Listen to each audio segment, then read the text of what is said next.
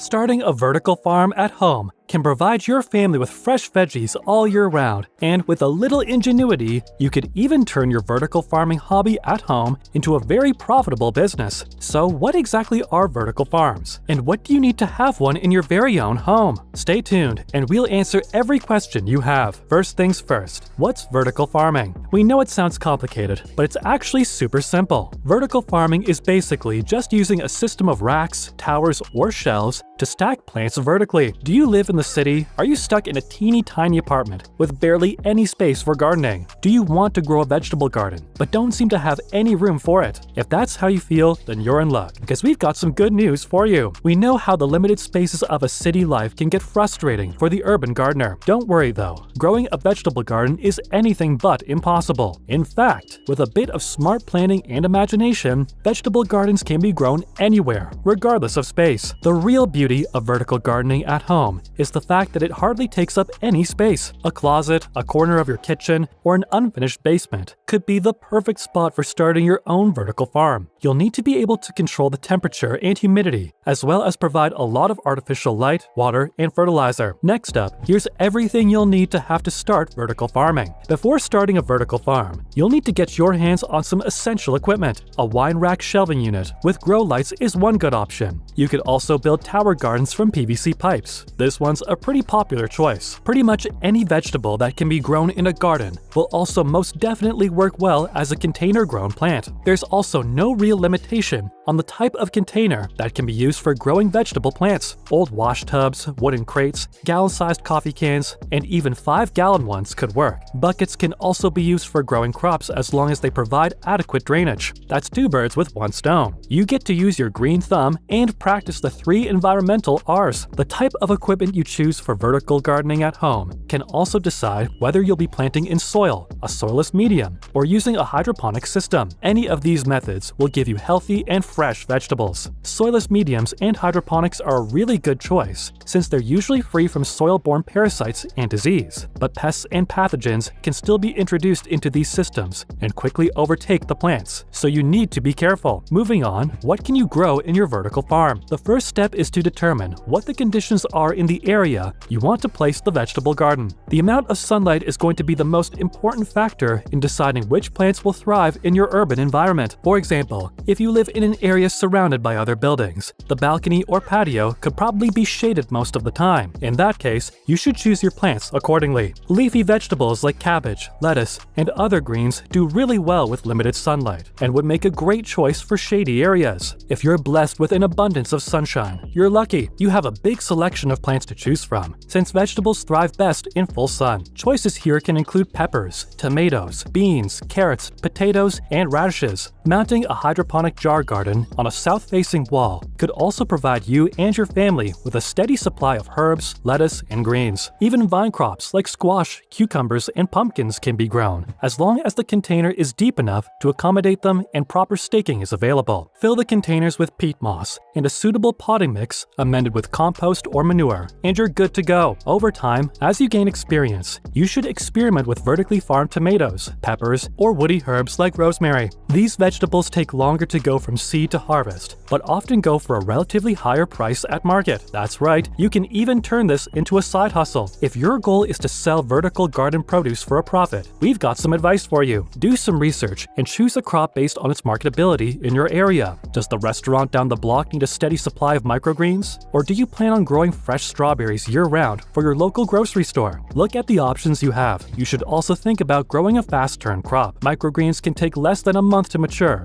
but on the other hand, crops like tomatoes and peppers can take 2 to 3 months to put out their first fruit. How soon you're looking to get a return on your investment can really influence your choice of crops. You should also start slowly. The type of equipment used in vertical farming can vary according to the crop you've chosen to grow. Before you dip into your savings and invest all of them in a snap piece setup, for example, trial the crop for operational costs, yields, and selling price. You'll need to be really smart about this. Lastly, make sure you diversify. Don't put all your eggs in one basket or in this case, fill your vertical farm with only one type of crop. Growing a variety of vegetables or herbs could mean a much steadier cash flow and protection against total loss in case one crop fails. Now, here are a few different ways you can have a vertical garden without it taking up too much space. There's so many tools and methods you can use to create a vertical vegetable garden, especially one that'll produce the same amount of fresh vegetables while saving space. Shelves can give you the benefit of growing a variety of vegetables on each level, as high up as your available space allows. You can position the vertical vegetable garden to let all the plants receive adequate amounts of sunlight at the same time. Any type of shelving can be used, but the best type is the kind with slats. This allows better air circulation, and during water intervals, all the excess water on the top shelves